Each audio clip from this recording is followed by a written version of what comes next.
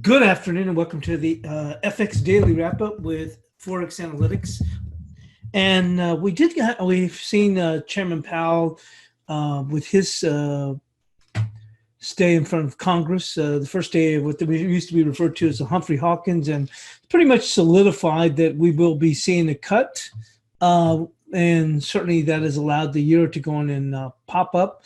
We've actually run into a little bit of resistance here. You can see right there, 1262. On the 2-hour chart, we've got this spinning top formation.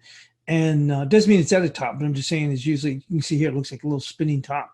And so that's kind of kept the market in check right there, 262, and we ran out of gas just right there. We're just kind of easing back. I think that the dollar will eventually slide, but tomorrow we have the ability to see that a further roll lower here with the dollar with all the Fed speak that we'll see, and I think you'll probably see most of the Fed governors all singing from the same choir book, and late in the day Thursday will be Kashkari, so that'll really give an extra kick down the stairs on the dollar most likely.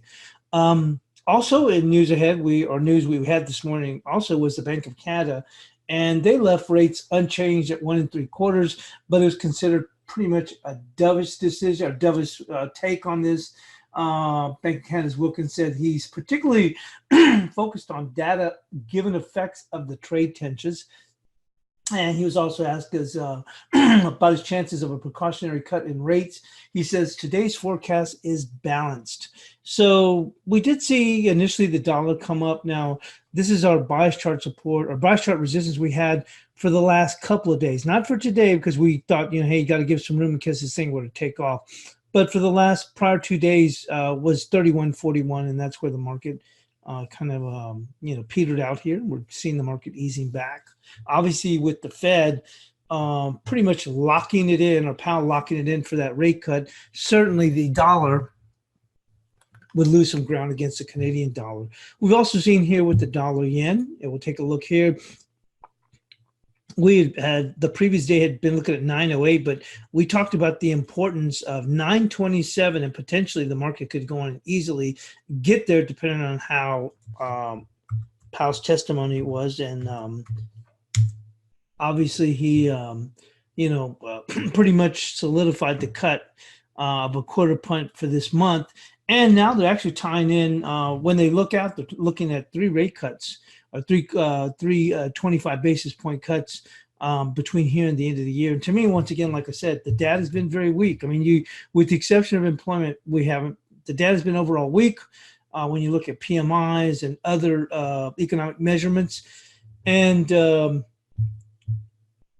just almost lost my train of thought, but and with inflation too, no lack of inflation. So that's given the Fed some cover, whether you agree with it or not about the cuts, the lack of inflation, but really on the backdrop of the poor data that we've had all along, with the exception of the employment gains.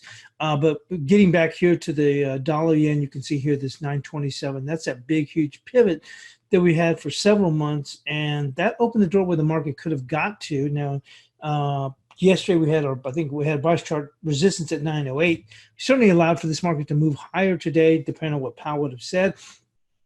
And with that, then certainly his thoughts, which suggest that we will be seeing that rate cut, has allowed the dollar yen to go on and pair back. And pair back it certainly has.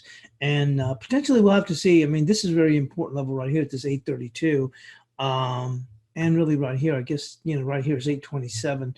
If we break below here, we close below, it really does open the door for us to really come back down here. For starters, it'd be 750.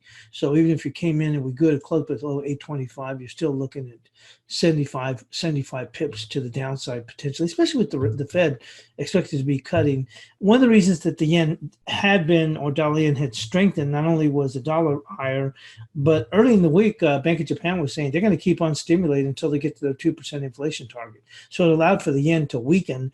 And obviously the dollar was already bid up, and so it just pushed us even higher, stretching some technical levels and the potential for the market to get to that big pivot, 927. But obviously with Fed Powell's testimony, certainly that took that directly off of the table, and we've seen the market going and pair back in here. right here. Same thing here with the, we can take a look here with the dollar CAD.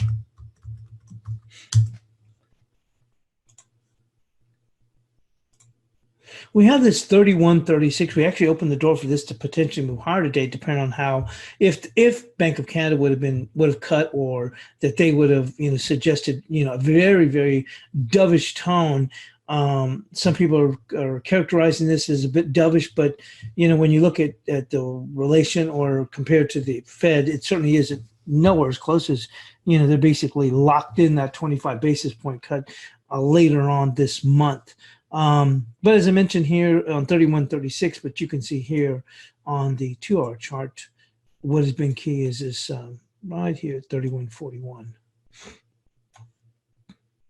That's where the market actually took it up by a few pips, and then actually 2 pips, and then turned around and started to slide right back here. The only other mover we had referenced was on the dollar peso. Obviously, we saw some pretty big fireworks yesterday when we came on, and what we've been saying is that, and we had it for the bias chart resistance today, was it's 1923.6, because as we mentioned, we've been trading in this range here between 19 and 1923.6. And you can see the key would be they'd have to close above 23.6 for this to open to move higher. Obviously, we did make a stab today to challenge that 1930 area.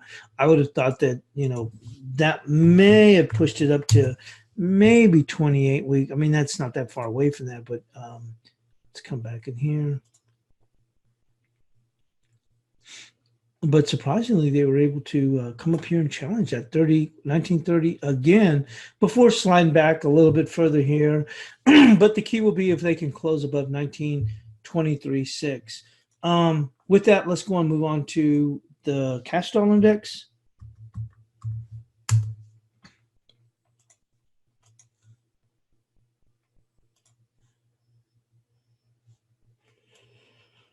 And so I think we'll see the dollar index, pare back. I don't think that's saying a whole lot, but with the idea that the Fed will be, cutting, I think a lot of people are thinking that wasn't going to happen. It can happen. Well, it is going to happen. So we'll just have to see. I guess the key is going to come in this trend line right here and the 97 even. Where I think, like I said, tomorrow we have a lot of Fed speak.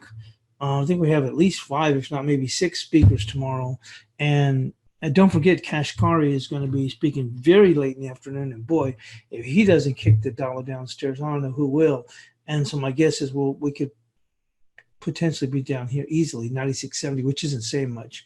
But if it comes down here, 96.50 is huge. But I think we'll push lower here. We're kind of holding here just above this 02. And when you look at the euro dollar, you think about the gains, they're a bit restrained if you think that the dollar's already paring back. We did see bunds come off, so we saw an increase in rates. Certainly that's what pushed the euro, as we discussed in the European crossover webinar. It's going to be interesting, the move that we can see with the euro dollar, because when the euro dollar had slid, let's come over here. Here's that 1262. We talked about that. I was looking on the 2-hour chart on that spinning top, but we talked about the importance of this 1262. But that being said, one of the things was when the euro slid down, we were kind of holding on here.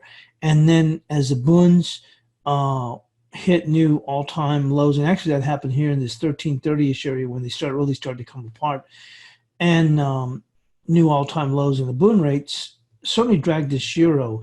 And we were kind of holding up okay. And actually what also, accentuated that fall was also Lagarde being nominated to take Draghi's place, and the thoughts that she's aligned with Draghi's policies. But still the euro was kind of holding okay here. But before we had the NFP, but then before we even had the NFP, we got some more woeful German data, and that actually pushed us lower before NFP even got the figures were released. We were already sucking wind down here in the low 1250s, and then they released the number, and then we really started to slide. I think we were trading I think we got as low as 1250ish or whatever, and I think we were trading between there and 1260 at the time, and then we just rolled down with that number. But that's what's having some trouble here. Also, as I mentioned here, on a minor spin here, 1262, you get this little spinning top. But obviously 1262 is huge, you know, on the daily. Really to turn things around, just to close above that really isn't saying, to be quite honest, as important as this, Willie wouldn't be saying a whole lot. But I think it's more, as we've talked about that. The idea is, and here'd be the key level for them to close above, which is 1286. If they can close above that, then we can start to move higher. But the key is even if the ECB is cutting or intends to stimulate, who has more room to go? And certainly the Fed would. And the idea is right now the futures markets are now pricing in now 325 basis point cuts before the end of the year. You see, ECB can't match that. Now, I'm not saying that the euro is going to go on and turn around and go to 117 or 118, but certainly the dollar has a lot more room to go on and slide from here, as opposed to the euro. You know, if you're an ardent euro dollar bear, once again, I've mentioned it multiple times, is the euro comprises 56.4% of the dollar index. So quite often you'll see these two pairs trade inversely. We'll go on and just take a quick look here with the cross rates.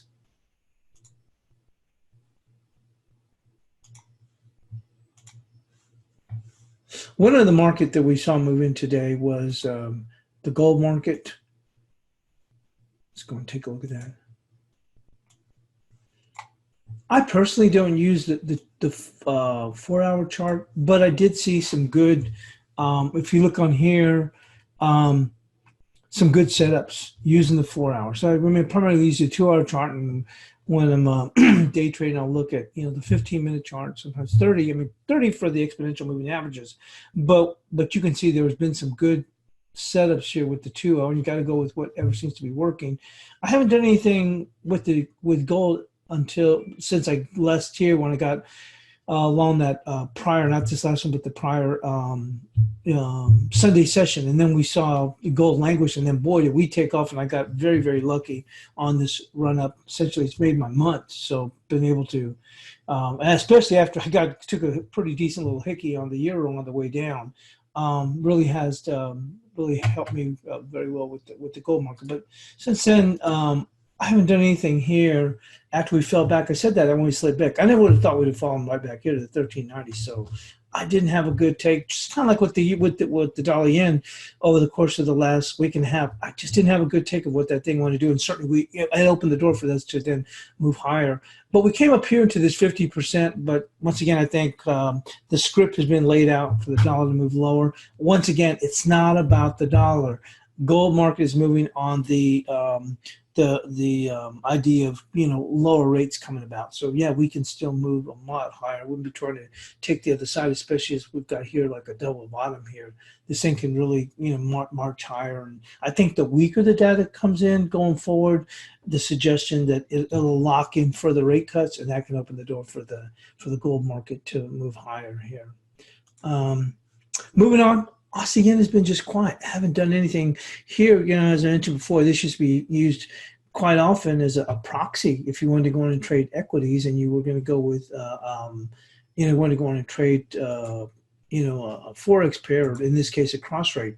And we just don't see those, at least lately. We don't see those good whipabouts that we used to be able to see in the Aussie yen. Surprising, considering how, to a certain extent, obviously the Aussie has its own woes, but and still surprising, you know, considering where equities are, all-time highs.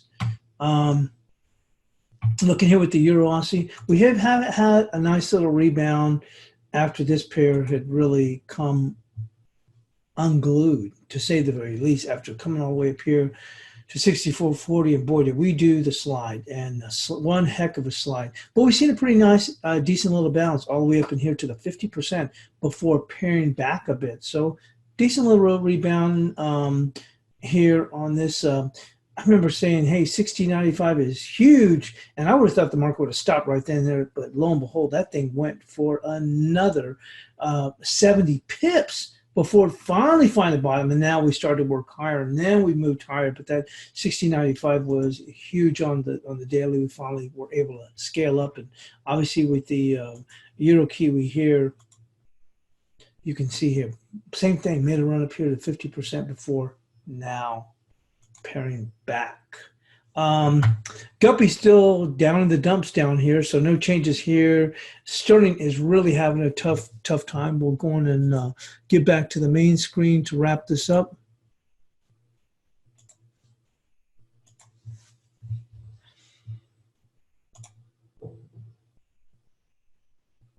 You can see here, dollar still having a tough time at 12.62. I was looking myself on the 2-hour chart, but obviously 12.62 is huge, on the daily here. But with cable, this market, I was just going to say, I saw a headline talking about it's at the lowest, I don't know how long, but anyway, it was mentioned, I think it's 2017 or whatever, but about the time everything gets real bearish, we might see a little bit of a bounce back. When I say a little bit of a bounce back, I'm not even talking about some crazy short covering, but we shall see. This is so negative; it's just unbelievable how bearish things are. So maybe we'll see a little bit of bounce back, especially with the dollar weakening and getting back to the dollar. And like I said, we might get a bounce back, take us up here to this 25.0. You can see right there, 25.98 here. See, there we go. There you go. You see 25. Probably be able to go on and challenge that if we do see that continued weakness in the dollar, which I think we will go on and see. And just to wrap up with that. And you can see the euro fading again against that 12.62. But I don't think bulls should worry too much, because I think we'll be moving higher in the euro, conversely lower in the cash dollar index. Tomorrow, I think we'll get some steam with the different Fed speakers.